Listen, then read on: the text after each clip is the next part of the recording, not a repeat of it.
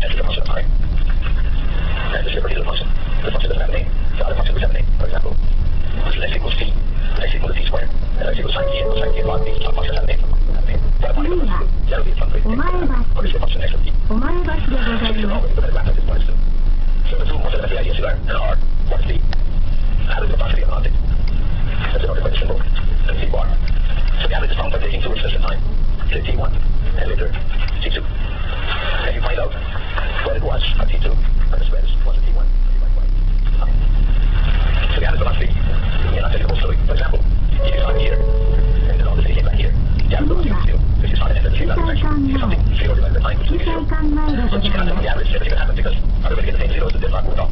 The average is what it is. The average is not TBL detail.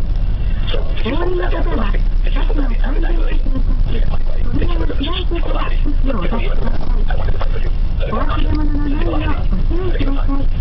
So this is the central idea calculus, but I'm hoping that you have calculus, you learn more derivatives, and so on, when you get next versus key. So I was making a case on a course of calculus, I don't have to do it in any detail. I'll draw the famous picture of some particle moving, and it's here at time t. That's a value of x. A little later, for this time t plus delta t. So delta t is going to stand always quite small, pi interval of time. Infinite interval of time, pi is 0. So using the time the particle has gone from here to there, that is x plus delta x. And the average velocity in that interval is delta x divided by delta t. Graphically, this guy is delta x, and this guy is delta t, and delta x over delta t is the ratio. So in calculus, what you want to do is to get the motion of the velocity right now. We all have an intuitive motion of velocity right now. If you're driving your car, let's say you use 60 speed, that's the velocity at the distance. It's very interesting because velocity seems to require two different times to define it. The initial time and the final time. And if you want to find the velocity right now, that is the whole time of calculus. It's not by looking at the position now, the position slightly later, take the ratio, and bring it later as close as possible. Right now, we define a quantity that we can say is the velocity at the distance. So d of t is the limit. Delta t goes to 0 from delta x over delta t, and we use the symbol dHdt for velocity. So technically, you can ask what does the velocity stand for? It stands for, let me go up, general situation. If a particle goes from here to here, delta x over delta t, and now we can see it in the second here, is the slope of the straight line connecting these points. And as the points come closer and closer, straight line will become tangent to the curve. So velocity at any part of the curve is a tangent to the curve. At that point, if tangent of the theta, this angle, is theta, then delta x over delta t particularly tan theta. Okay, once you can take one derivative, you can take any number of derivatives, and the derivative of the velocity is called the acceleration, and we like the second derivative of position. So I'm hoping you guys are comfortable with the notion of taking one or two or any number of derivatives. Interestingly, the only the first two derivatives have a name. First one is velocity, second one is acceleration. The derivative, fortunately, was never a name. And I thought of why I think the main reason is that there are no equations that involve the derivative explicitly. F equals FA, this one here, and nothing else. T is a name. Of course, you can take a function and take derivatives. So you're supposed to know, for example, if x of t is t in the end, you're supposed to know dHdt is essentially t to the n minus 1. So you're supposed to know derivatives of simple functions like sine, simple sums. So if you don't know that, then of course you have to work harder than other people. If you know that, that's maybe enough for question time. Okay, so what I said so far is a particle moving in time from point to point can be represented by a graph, x versus t. At any point on the graph, you can take the derivative, which would be tangent to the curve at each point. And the theoretical value would be what you can call the instantaneous velocity at the point, and you can take the derivative of the derivative and call it the acceleration. So we are going to specialize to a very limited class of problems in the rest of this class. The limited class of problems is one in which the acceleration is just a constant. So that is not the most general thing, but I'm sure you guys have no idea why you get interested in that. So anybody know why that's a thing? So what time is that? Yes? Right? Right. The most famous example is when things fall near the surface of the earth. They all have the same acceleration. And the acceleration that's most common is called g, and it's 9.8 meters per second square. So that's a very typical problem. They fall near the surface of the earth, you are describing the problem of constant acceleration. That's where there's a lot of emphasis on. But it's not getting your t by doing this class of problems. So the question you're going to ask is the following. If I tell you that the particle has a constant acceleration a, can you tell me what the position x is?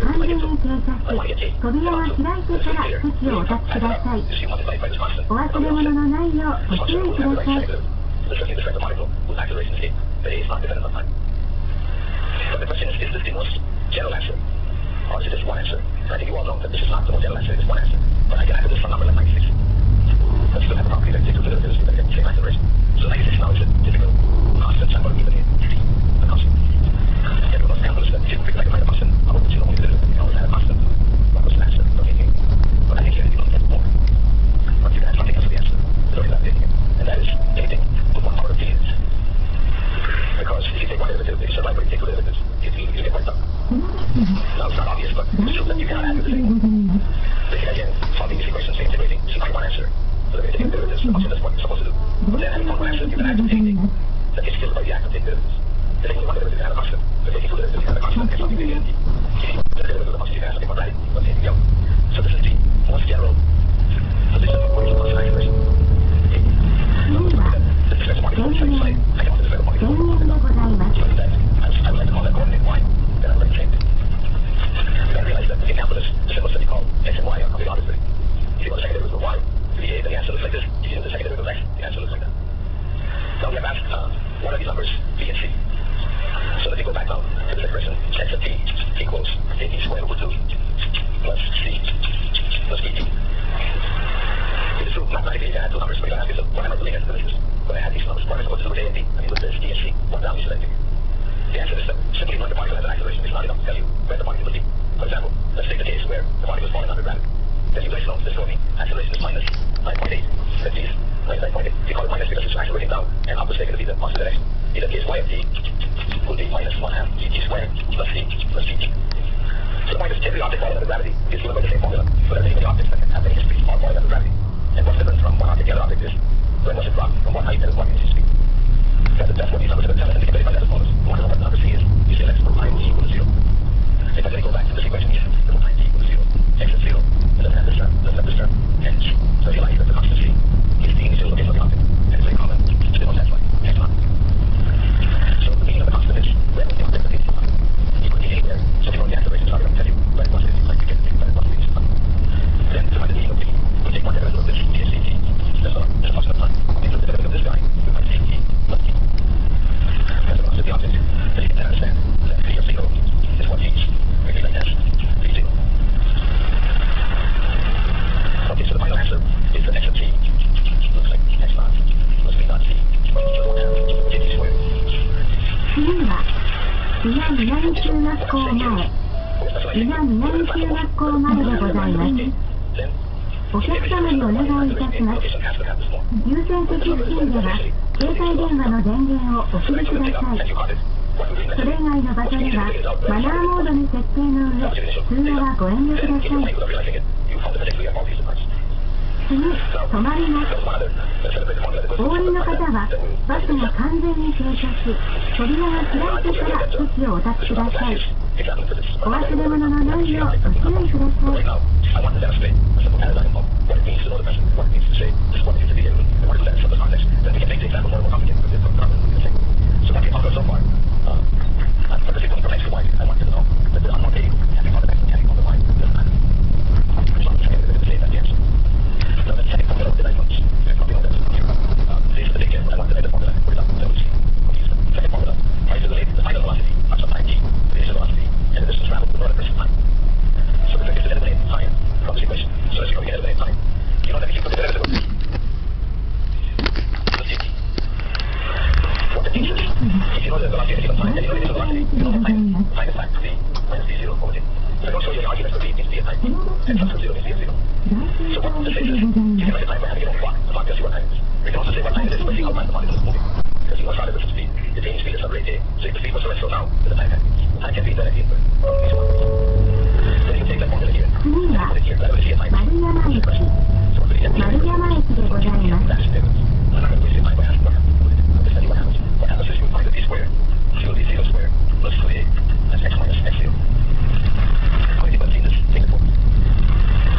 Okay, that's a lot. I've only seen this at the moment. I have to go through some of the more standard material before we go to the more non-standard material. This part is easy for you. This part comes.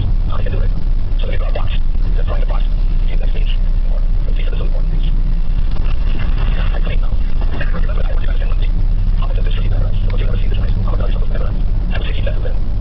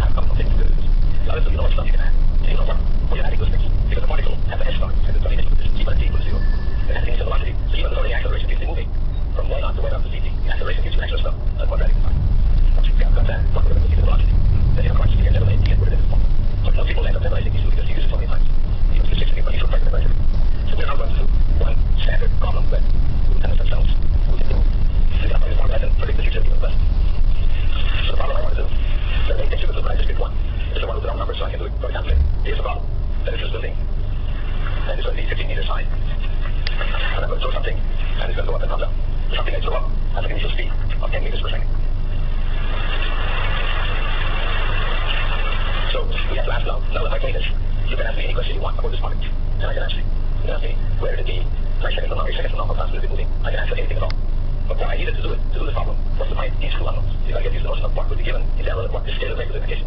So we know in this example, the initial height should be 15 meters, the initial velocity is 10. And for acceleration, I'm going to use minus g, and to keep life simple, I'm going to call it minus 10. As you know, the consensus is 9.8, but we don't want to use a calculator, so we call it minus 10. Consequently, for this object, the position y at any time t is known to be 15 plus 10t minus 5t squared. That is the full story of this object. Now, if you have to be careful when you use it. For example, let's put t equal to 10,000 years. What are you going to get? 次は丸山公民館でございます。 So you cannot use the formula once it is around, because once it is around, the fundamental premise that a was a constant of minus 9.8 or minus 10 wrong. That's not it. Take the number. Once you get a formula, you've got to always remember it. Just like the formula of design. If you use it beyond the validity, you get something that doesn't make sense. Obviously, you get an answer and it doesn't make sense. Then you've got to go back and ask, why does the assumption that you define the assumption that the particle has an acceleration is true, as long as it's free from the gravity without making it wrong. Like the whole here. So there, and of course, explain where that happens. Okay, but you have to identify. But it seems so obvious, it's not problem. It's more complicated formula. You cannot know all of that stuff to the derivation, and we're not going to use it.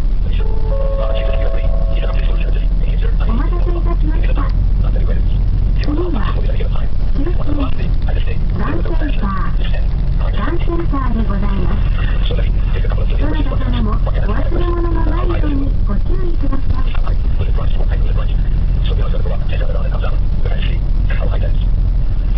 So that is a tricky problem to begin with, because if you take this formula here, it tells you y if you don't t, but we're not saying that. We don't know the time. And we don't know how right is, you can ask how am I supposed to deal with this problem. Then you put something else that you know in your mind, which is that the highest point is the point when it's either going up or coming down. If it's going up, that's not the highest point. It's coming down, that's not the highest point. So the highest point, it cannot go up and it cannot go down. That's the point where velocity is 0. If you do that, let's call it particular time, t star, then 10 t star minus 10 is equal to 0. Our t star is 1 second. So we know that the t will go up for 1 second, then it'll turn around and come back. Now we are down here. Now you can ask, how high does it go? Then you go back to your y of 1. And y of 1 is 15 plus 10 minus 5, which is about 20 meters. By the way, you'll find that I make quite a lot of mistakes on the blackboard. You're going to find out, all these years when you start teaching, that when you get really close to the blackboard, I use this kind of thing. There's definitely inverse correlation between your level of thinking and the proximity to the blackboard. So if you find me making a mistake, you've got to stop it. Why do you stop me? For two reasons. First of all, I'm very pleased when this happens. And I'm pretty confident that I can do this under US. I cannot do it right every time. But if my students can catch me taking a mistake, it means they're following it, and they're not actually anything to tell me. Secondly, as you go to the best part of the course, we'll take a result from this part of the blackboard, stick it in the second part, you've got to do it. If I screw it up at the beginning and you guys keep quiet, we'll have to do the whole thing again. I would ask you, when you follow this thing, to do it actively. Frankly, one step ahead of me. For example, if I'm struck by lightning, can you do anything? Can you guess what I'm going to say next? Give me an idea where this is going? Sure, I will do. If I die and you stop, that's not a good sign. Okay? You're going to keep going a little further because you're following the logic. So, for example, I'm going to handle it next. Where this is not sure some idea of when. And this is not a spectator sport. If you just watch me, do better than nothing. And watch me just over it in years of time. You have to do, you have to set the years, you've got to back ahead of the world with your own private struggle. I cannot do that to you. I cannot even make it look hard because I've analyzed these problems precisely. So there's no way I can make this look difficult. Because that's your job. Alright, so we know this point at 1 second is very easy. So let's just have one of the questions will stop. One of the questions maybe. When does it hit the ground? And what's the typical physics question? So when does it hit the ground? Well, I think most know now. I'll formulate that question. When does it hit the ground? When is 1 equal to 0? But the way I can tell you this for people do that. I take the hard in the year and measure for it. Positively to be upwards, and I call it 15 means. You can call it annualized. You can call it annualized, and here by 0 would be 0. But the only call minus 15. Again, the physics is the same with numbers. Might be 10 different. We have different data different. But standard origin for everybody is the building. You can pick your origin here from crazy spot. Doesn't matter. But some origins are more equal than others because there's some natural landmark there here for the buildings what I call the origin. So in that notation, I want to ask when is y equal to 0? I ask when y is equal to 0, then I say 0 is 15 plus 10t minus 5t squared. Or I'm cancelling the 5 everywhere and taking the minus 9 here, I get t squared minus 2t minus 3 equals 0. That's when it is ground. So let's find out what the time is. So t is then 2 plus or minus 4 plus 12 over 2, which is 2 plus or minus 4 over 2, which is minus 1 or 3. Okay, so you get two answers when it is ground. And so it's clear that if you can readご乗車をありがとうございました。終点から。Maybe I get whites, yes. That's correct. So my answer was, if it was a full parabola, then you know, it would have been under down before I set my clock to 0. But for negative times, you don't bother anybody. T equals 0 is when I set the clock and I set time forward. But yesterday would be t equal minus 1 day. You don't have any trouble with negative times. So the point is, this equation does not know about the building. It doesn't know the whole song is that, so you went to the building and you blew up a rock. It knows nothing. What does the mathematics know? It knows that this particle happened to have a height of 15 at time 0 and a velocity of 10 at time 0. And it's falling under gravity with an acceleration of minus 10. That's all it knows. If that's all it knows, then in that scenario, if there's no building or anything else, it considers the physics going forward in time and backward in time. And it says whatever. 1200円です。あ、1000円入れたら200円徴収されなくていいですか？じゃが両替だけなんです。あ、両替だけ。じゃあ、両替ね。じゃあ、すみません。あ、はい。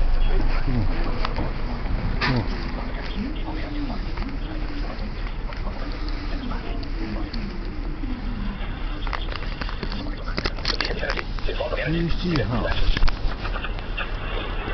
Your temptation is to keep the perception because you know energy is not very negative. Obviously, when you get stuff of energy, that's it. But the manipulation tools that cannot keep more negative energy use because it tells you the second solution and you cannot throw them out. It turns out the second solution with negative energy was when the theory is telling you, hey, there are particles that are active particles. And negative energy are properly interpreted with discrete active particles. So the equations are very smart. The way the physics works is you find some random motion, you mathematize one equal to this, whatever you solve the equation, and the answer that comes has no choice. That's the answer. Because there are two answers besides the one you're looking for, you got to take the most quantitative. And that's one of the best things about physics because here's a person who's not looking for active particles. You're trying to describe electrons, but the theory said there are two roots in the quadratic equation, and the second root is mathematically the answer is personal. These has to be part of the theory, and trying to adjust this so it can be calculated, you discover 10 particles. So all this amazing to us. How we go into the problem, our eye or mind can see one fast solutions, but the mind will tell you something about the solutions. And you've got to respect it and understand and interpret the unwanted solutions. And this is a simple example that you can follow what the meaning of the second solution is. It means that the problem you pose, there's more than the answers that you would have. Here it depends. For example, the solution figured out earlier, that it depends something much more interesting. Namely, antiparticles and non-behaving particles. Say, with an non-behaving particle, surely yes, at least quadratic equation has two solutions. Alright, so now in this problem.